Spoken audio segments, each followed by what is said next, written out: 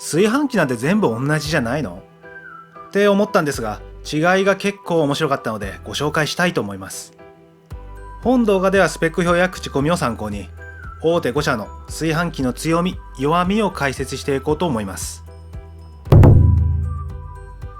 具体的な話をする前に、炊飯器の現状について触れておきます。炊飯器の種類は実は4種類もあります。それはマイコン炊飯器、IH 炊飯器、圧力 IH 炊飯器、ガス炊飯器です。マイコン炊飯器は内釜の下部分を発熱させ、その熱で釜を温めて炊飯します。昔からある電気炊飯器です。最近では上蓋や側面にもヒーターを設置して火力を強化したモデルも展開されるなど、数多くの改良が重ねられている人気の加熱方式といえます。非常に安価なのが特徴ですが、火力が今一つであるためやや性能が劣ります。 IH 炊飯器は現在発売されている炊飯器において最も主流な加熱方式です。 IH とは電磁誘導加熱の略で、様々な電磁調理器に用いられています。電磁力で内釜そのものを直接加熱することで、従来よりも強い火力を発揮し、短時間で一気にお米の芯までムラなく炊けます。圧力 IH 炊飯器は基本構造は IH 炊飯器と同じですが、内釜を密閉して圧力をしっかりとかけて100度以上もの高温で一気に炊くため、お米の芯までしっかりと火が通り、焼きムラがなく美味しく炊き上がります。圧力が高くなるほど炊き上がったお米がもっちりとした口触りになる特徴があります。硬くなりやすい玄米などでも安心です。デメリットは高価なことと内釜が重くなりがちなことです。ガス炊飯器は名前の通り、ガス栓と炊飯器をつないで使用します。現在は電気炊飯器が主流なため、取り扱っていないお店も多いようです。特徴は直火炊きなどで美味しいご飯が炊けることにつきます。ガスの火力で短時間で一気に炊き上げることで、ふっくらとしたお米が炊き上がります。今回ご紹介するメーカーの最上位機種は、三菱さんを除いて圧力 IH 炊飯器となります。唯一三菱さんだけが IH 炊飯器です。また各社方式は違えど、目指している炊き方があります。それはかまど炊きです。かまど炊きの火加減や高火力をいかに再現できるか、日々開発を進めています。それでは前置きが長くなってしまいましたが、各社の比較をしていこうと思います。それでは早速大手5社、象印、タイガー、パナソニック、東芝、三菱の比較をしていきましょう。項目は内釜、炊き方、炊き上がり、お手入れ、価格、口コミ、レビューサイトの満足度の7項目に絞り、各メーカーの強み・弱みを解説していきます。まずは内釜です。最上位機種の内釜を記しています。各社とも内釜の形状や素材にこだわりを持っており、なかなか興味深い部分です。まずは象印さんです。象印さんの内釜は豪煙かまど釜です。豪煙かまど釜は発熱効率と蓄熱性が高い鉄素材を熱伝導性の高いアルミ層と耐久性に優れたステンレス層に組み込んだ多層構造です。複数の素材を組み合わせたバランス型の釜と言えるでしょう。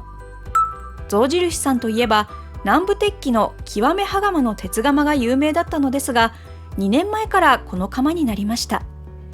鉄釜ということで発熱性は高い代わりに重量が2キロありましたが、この釜となったことで 1.2 キロに改善しています。続いてタイガーさんです。タイガーさんの内釜は本土鍋です。この本土鍋は萬古焼の名称で知られる三重県四日市市で作られています。土の熱効率は良くないものの、一度温まるとなかなか熱を逃さない蓄熱効果が非常に高く、遠赤効果も相まってお米が蒸し焼き状態になります。蓄熱効果に重点を置いた釜と言えるでしょう。ただ土鍋なので強度の点で扱いには気をつけた方が良さそうです。次にパナソニックさんです。パナソニックさんの内釜はダイヤモンドかまど釜です。こちらも象印さんと同じく複数の素材を組み合わせたバランス型の釜です。内側から細かい泡を多く発生させ、熱を米にしっかり伝えるダイヤモンド、素早く熱を伝えるアルミニウム、発熱性の良いステンレス、そして釜内の温度を保つ蓄熱性の高いセラミックスの4層構造となっています。これらによりお米を美味しく炊くために欠かせない性能である熱伝導性、発熱性、蓄熱性を備えている内釜を実現しています。次に東芝さんです。東芝さんの内釜はかまど本羽釜です。素材はパナソニックさんと同じく複数の素材を組み合わせた方向性でバランス型の釜です。熱伝導性のいいダイヤモンドチタン、アルミニウム、大火力で熱対流を高める鉄とステンレス、遠赤効果の高い備長炭コートという4層構造です。さらに伝統ある羽釜の形でかまど炊きの炊き方を追求。羽釜に倣った60度の丸底が生み出す熱対流でお米の芯まで加熱します。かまどと同じ羽釜構造にこだわりを持ち、かまど炊きの再現を試みています。続いて三菱さんです。三菱さんの内釜は本炭釜です。焼成された炭素材を職人が芯をくり抜き、約100日かけて作っています。純度 99.9% の本物の本格炭釜です。そういう意味では他社と比較して最も高価な釜でしょう。ただ高いだけではなく、炭素は金属素材に比べて約40倍の磁力線の浸透率で発熱力が非常に高いです。熱を加えてから沸騰までの時間が短いので、ご飯が潰れずしっかり残るので、しゃっきりな感じに炊き上がります。炊飯に重要な泡もできやすく、重量も金属より軽いので、内釜の性能としては他社と比較しても最も高いのではないかと考えられます。ただ弱点としては強度で、一般の陶器や土器と同程度だそうなので、扱いには注意が必要です。続いて炊き方です。象印さんの炊き方は塩分炊きです。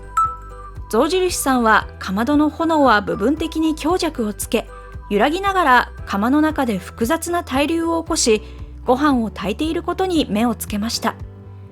従来の加熱方式は、そこに一つの IH ヒーターで内釜全体を均一加熱することを目的としていましたが、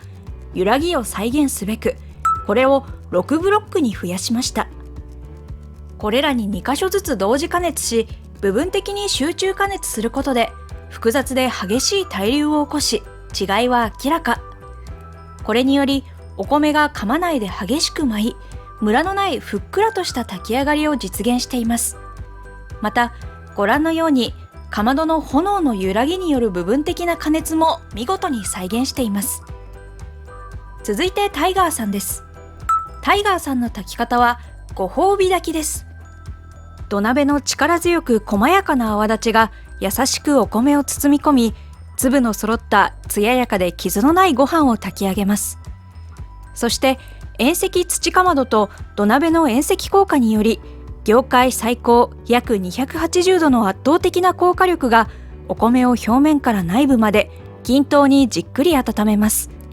蒸らす際は段階的に気圧を落とし、優しく仕上げることでお米の甘みを引き出します。次にパナソニックさんです。パナソニックさんの炊き方はダブル踊り炊きです。大火力だけではなく、可変圧力を組み合わせた2つの合わせ技で釜の中のお米をしっかりと踊らせます。大火力を実現するために合計6つの IH を釜を包み込むように搭載。大火力踊り炊きは IH を高速で切り替えることでできる強力な泡の熱対流でお米を激しく踊らせます。これによりご飯を大きくふっくらさせることができます。さらにパナソニックの特許技術、可変圧力踊り炊きで釜内部の加圧、減圧を繰り返し、激しい対流でお米を踊らせます。これによりお米を芯まで加熱し、甘みともちもち感を引き出します。続いて東芝さんです。東芝さんの炊き方は炎匠炊きです。かまどの大火力と火加減にこだわりを持っています。大火力は他社の最上域より200ワット前後高い最大1420ワットというハイパワーで沸騰温度の維持を目指しています。これは家庭用コンセントの許容量ギリギリを攻めています。火加減は細かな火力調節が可能な多段階火力調節により、お米本来の甘みを引き出す加熱を実現しています。ご覧のように甘みの元となる酵素が活性化する温度帯を従来よりも長く維持できています。これによりふっくら甘みのあるご飯を炊き上げます。続いて三菱さんです。三菱さんの炊き方は本炭直火炊きです。先ほどご説明した炭窯で炊くことに加え、連続沸騰と圧力をかけない炊飯を特徴としています。まずは連続沸騰。従来は加熱時に吹きこぼれないように火力を弱めてしまい、対流が止まってしまっていたのですが、沸騰をキープして対流を持続する同社の特許技術です。これによりかまどで作ったご飯の味を再現しています。次に圧力をかけない炊飯。実は三菱さんはかまど炊きご飯は圧力を使わない、圧力をかける炊飯は不自然という考えを持っており、他社とは違い圧力をかける炊飯器はありません。ご覧のように同社のご飯の保水膜比較では、かまどで炊いたご飯をはじめとする圧力をかけない炊飯では保水膜がきれいで張りがあるのに対し、圧力炊飯は保水膜が少し崩れています。続いて炊き上がりです。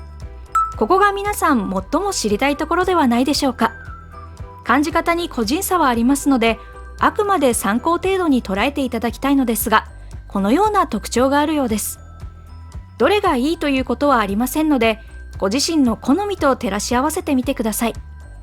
また、炊き上がりは各社調整できる機能が備わっていますので、水の分量と合わせて調節は可能です。続いてお手入れです。各社、内蓋と内釜は共通として、あとは備品があるかないかです。パナソニックさんは最上位機種のみ水容器があります。お手入れの煩わしさが著しく変わるというほどのインパクトはなさそうですが、内蓋や備品は簡単に水洗いができるか、天面や庫内の汚れが拭き取りやすいかをチェックしましょう。続いて価格です。お店や販売時期、モデルによって大きく変わりますが、上位機種でいうと唯一三菱さんだけが圧力 IH ではないこともあってか安価に感じました。他はほぼ同価格帯です。続いて口コミです。総じてお米が美味しくなったという意見が多々ある一方、好みに合わなかった、あんまり変わらないという意見も少数ながらありました。象印さんは炊き分ける食感の範囲を広げ、家庭ごとのいろいろな好みに応える我が家炊きが好評でした。前回食べたご飯の硬さや粘りの感想を入力すると、炊き方を変えて食感を調節します。最大121通りの炊き方があり、好みの食感に近づけることができます。細かく調節できるのは嬉しいですね。一方、悪かった意見としては、初期設定がエコとなっており、美味しく炊けなかった。内釜が軽くなってもまだ重いという意見がありました。次にタイガーさんです。タイガーさんは土鍋ということでお焦げが美味しいという意見がありました。それから1合でも美味しく炊ける1合料亭炊きが好評でした。これは1合炊き専用の中蓋を使って炊飯することで、炊飯空間を1合に最適化し、同時に吹きこぼれを抑えます。これにより1合でも香り高く甘みあるご飯に仕上げることができるんだそうです。一方、悪かった意見としては、保温していると劣化が早い、象印さんと同じく内釜の重さを指摘する意見が見受けられました。残ったらすぐ冷凍する習慣のある方は特に気にしなくていいと思います。続いてパナソニックさんです。パナソニックさんはかまど炊きの最後の工程である追い炊き、蒸らしをしっかり再現する220度高温スチームが好評でした。高温に加熱した特殊なスチームでお米の周りをコーティング。お米が焦げることなく芯までしっかり加熱できるので、旨味をしっかり閉じ込めます。また、銘柄炊き分け機能も好評でした。58銘柄の炊き分けができるそうで、お米の個性に合わせて最適な炊き上がりに炊き分けるそうです。多くの銘柄をカバーしているので、自分の食べているお米があって嬉しいという意見が寄せられていました。一方、悪かった意見としては、お手入れが水容器がある分なのか少し大変、内釜が少し重いという意見がありました。続いて東芝さんです。東芝さんは真空 IH ということで、お米の中の空気を追い出し、芯までたっぷり吸水させることができます。これにより、浸しの時間を短縮でき、短い炊飯時間でお米を炊くことができると好評でした。それと、内釜内も真空にできることから、酸化によるご飯の極み、水分の蒸発を抑えた保温性能は他社よりも高いと、こちらも好評でした。保温機能をよく使う方にはおすすめできます。一方、悪かった意見としては、真空ポンプ音が少しうるさいくらいで、目立った酷評が少なかったことも印象的でした。最後に三菱さんです。三菱さんの最大の特徴でもある圧力を使わない炊き方が好評でした。加圧炊飯の場合、どんな状況のお米でも十分水分を含ませることができる一方、お米が本来持つ粒状感を損なうことがあります。三菱さんは本来の米の個性を重視した炊き方といえ、それがいいという意見が寄せられていました。また、パナソニックさんと同じく50銘柄の炊き分け機能があり好評でした。それと、内釜が軽いというのもポイントが高かったです。一方、悪かった意見としては、やはり内釜が少しぶっつけただけで欠けたという意見もあり、強度が弱い点、加圧を使わないことで早炊きの機能がないことが残念という意見がありました。最後に満足度です。これは現モデルから1個前のモデルまでの各メーカー上位機種を対象とした5点満点の満足度平均点数です。各社非常に高い点数でしたが、三菱さん、タイガーさん、東芝さんが特に高かったです。象印さんは絶賛と酷評の意見が両極端だったのが気になりました。デフォルト設定がエコモードとなっている機種もあり、それが影響しているのかもしれませんが、万人受けする味はなかなかないと感じます。パナソニックさんは山陽さんの踊り炊きを継承した炊飯器として購入された方が多かったのですが、同じ名前でも異なる仕上がりのようで評価を落としてしまいました。山陽さんの後継機種としての購入を考えている方は注意してみてください。さて、まだまだご紹介できていない項目はあるのですが、各社の特徴についてざっと比較しました。今回ご紹介した内容を踏まえ、量販店等でメニューや内釜の重さも含め最終確認をしてみてください。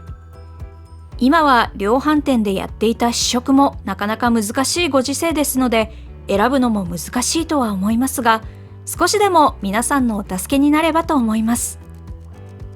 さて、今回の動画はこれで終わりです。本動画が参考になったっていう方、もしくはシャチパン始めと終わりしか出てないからいらなくないって思った方は、慰めのつもりで高評価、チャンネル登録ボタンの方よろしくお願いします。それでは最後までご視聴ありがとうございました。次回の動画でまたお会いしましょう。